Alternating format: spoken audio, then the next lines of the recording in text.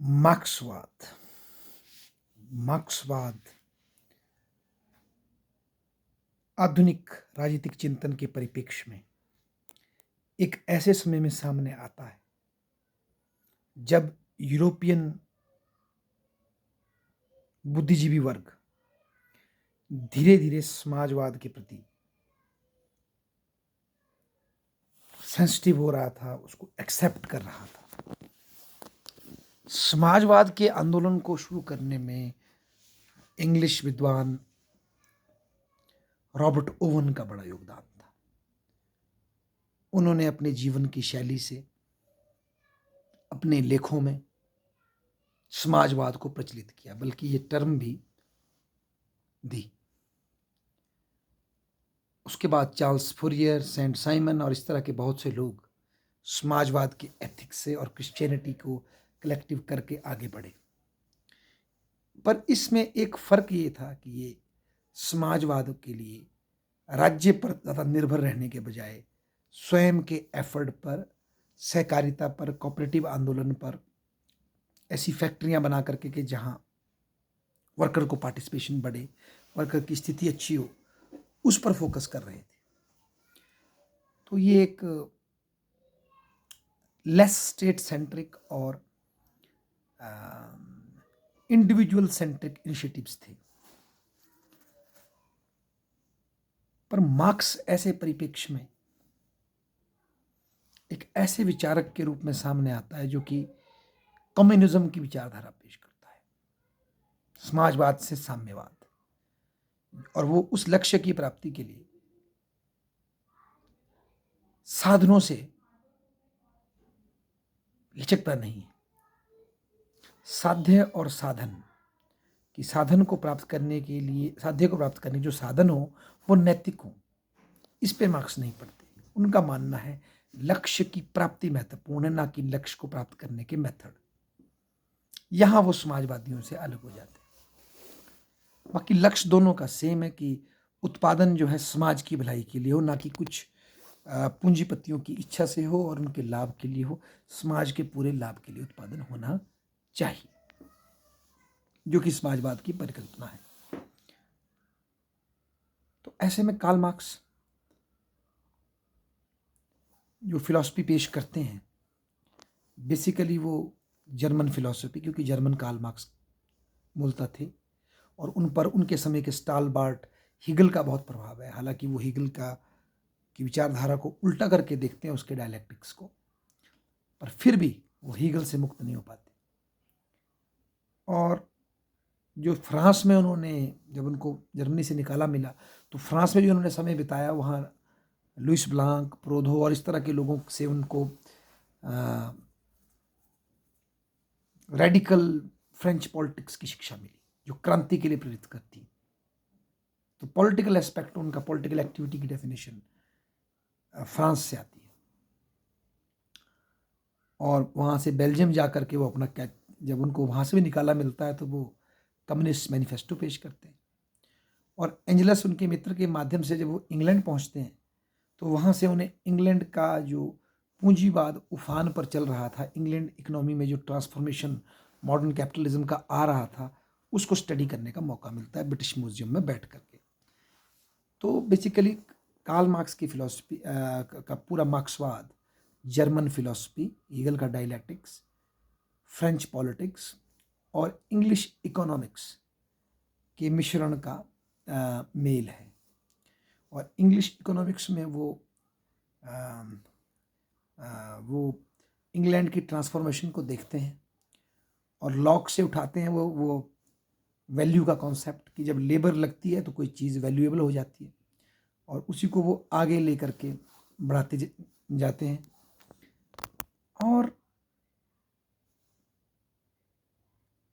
Marks ये मानते हैं कि क्रांति जो है वो नैतिक साधनों से कई बार नहीं हो सकती, क्योंकि जो लोग सत्ता के शीर्ष पे बैठे हैं वो कभी भी अपनी सत्ता को नैतिक आधार पर नहीं छोड़ेंगे। उनसे हमें वो सत्ता छीननी पड़ेगी, बहुल समाज के लिए, प्रोलेटेरिएट के लिए हमें छीननी पड़ेगी सत्ता। हालांकि ग्रेजुअली वो थोड़े अपने विचारों में चेंज लाते हैं और बोलते हैं हो सकता है इंग्लैंड और अमेरिका के कॉन्टेक्स्ट में शायद, और लिबरल कंट्रीज़ कोई और हो तो वहाँ शायद बिना ब्लड शेड के भी क्रांति आ जाए। पर नॉनदलेस मार्क्स का जो स्लांट है वो वायलेंट रेवोल्यूशन की तरफ ही है, क्योंकि वो मानते हैं, क्योंकि वो हीगल के वंशज थे, और हीगल भी ये मानता है कि व्यक्ति की एजेंसी कुछ नहीं है, वो गायस्ट जो है, वो आइडिया जो है, वो व्यक्ति से काम करवाता है, कॉन्शियसली अनकॉन्शियसली आप उसके रूल्स को फॉलो करते हैं। वैसे ही मार्क्स फॉलो करते हैं कि जो मेटरलिस्टिक फोर्सेस हैं वो अपने प्रभाव में व्यक्तियों को अपने क्लास के हिसाब से कार्य करने पे फोर्स करती है। इसमें व्यक्तिगत किसी पूंजीपति की कोई गलती नहीं, व्यक्ति किसी मजदूर की कोई गलती नहीं, उनकी क्लास कॉन्शियसनेस ही उनसे ऑब्जेक्टिवली काम करवाती है। उसमें उनकी अपना सब्जेक्टिव एजेंट कुछ नहीं, उनकी एजेंसी कुछ नहीं है, वो सिर्फ एक निमित्त मात्र है। तो इसमें लिए क्रांति करना जरूरी है, क्योंकि उनके पास वो क्षमता नहीं कि वो स्वयं चॉइस करके क्रांति की तरफ बढ़े या सत्ता को छोड़े, क्योंकि उनका जो क्लास नेचर है वो उनको फोर्स करेगा कि वो लड़ाई करें अंत तक, ऐसा मार्क्स कहते हैं। सिमल्टेनियसली कार्ल मार्क्स के सामने इंग्लैंड में ग्रेजुअली जो है सोशलिज्म का प्रभाव बढ़ रहा है, डेमोक्रेटिक सोशलिज्म का, और जर्मनी में गोथा प्रोग्राम बनता है और जर्मन सोशल डेमोक्रेटिक पार्टी की स्थापना होती है। तो उनके सामने ही इन डेवलप कंट्रीज़ में एक जो ये आगे जो कैपिटलाइजिंग कंट्रीज होती है, इनमें डेमोक्रेटिक सोशलिज्म का भी मार्ग बन रहा होता है। पर मार्क्स फिर भी ये मानते हैं कि नॉनदलेस क्रांति बेटर ऑप्शन है, और फिर वो अपनी दास कैपिटल की भी रचना करते हैं, और इसके बाद उनका बाद जैसे में देहांत भी हो जाता है। तो मार्क्स का ये मानना था कि पहले एक बार मजदूरों की तानाशाही ज़रूरी है, एक बार तानाशाही आ जाएगी और कैपिटलिज्म की जो बची हुई रिमेनेंट्स है ख़त्म कर दिए जाएंगे, उसके बाद स्टेट विदर हो जाएगा और लोग कोऑपरेटिव्स में और पीसफुली रह सकते हैं, और एक क्लासलेस और वर्गलेस सोसाइटी का एक आइडियल जो है वो प्राप्त किया जा सकता है, ऐसा कार्ल मार्क्स मानते हैं। तो कहीं ना कहीं मार्क्सवादी भी और जो एक्सट्रीम लिबरल है, दोनों एक बात को तो मानते हैं कि मानव का स्वभाव मूलतः अच्छा है, और अगर उसको उसके सर्कमस्टांसिस से फील फ्री कर दिया जाए तो स्टेट की ज़रूरत है ही नहीं। स्टेट सिर्फ एक नेसेसरी ईवल है लिबरल्स के लिए। और मार्क्स को देखें तो वो दूसरी तरफ से कान पकड़ के बोलता है कि हमें स्टेट इसलिए चाहिए क्योंकि प्रोलेटेरिएट को थोड़ी देर तानाशाही करनी पड़ेगी, क्योंकि कैपिटलिस्ट एलिमेंट इतनी जल्दी भागेगा नहीं, उसको मिटाना पड़ेगा, इसलिए हमें ये इंस्ट्रूमेंट ऑफ वायलेंस चाहिए। बात तो वही है, नेसेसरी ईवल है।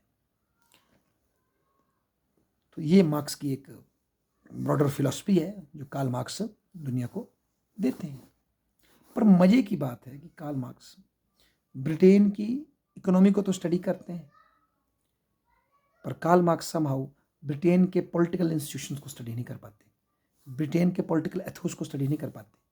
अगर वो उसको कर पाते तो 1688 का ग्लोरियस रेवोल्यूशन की सिग्निफिकेंस को समझते, साथ में 1832 का जो रिफॉर्म एक्ट उनसे पहले हो चुका था उसकी क्रांति को समझते, जिससे कि शक्ति जो है बड़े बड़े बिजनेसमैन के हाथ से छीनकर पॉलिटिकल पावर ग्रेजुअली जो है मिडिल क्लास और सामान्य मानवी की तरफ आ रही थी।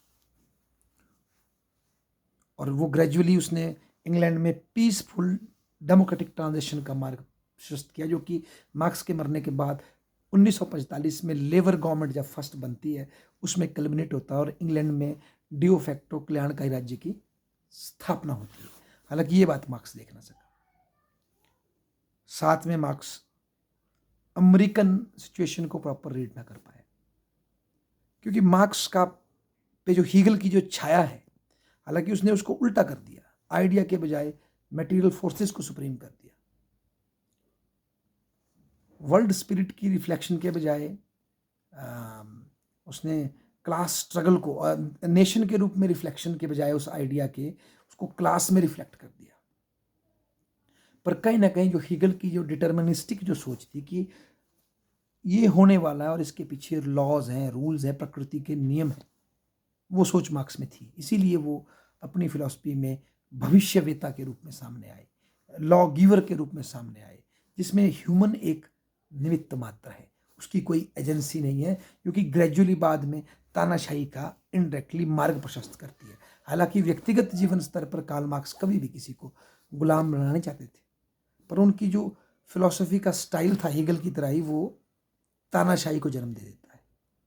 ये बड़ी एक दुविधा और या एक ट्रेजिडी की बात है। धन्यवाद।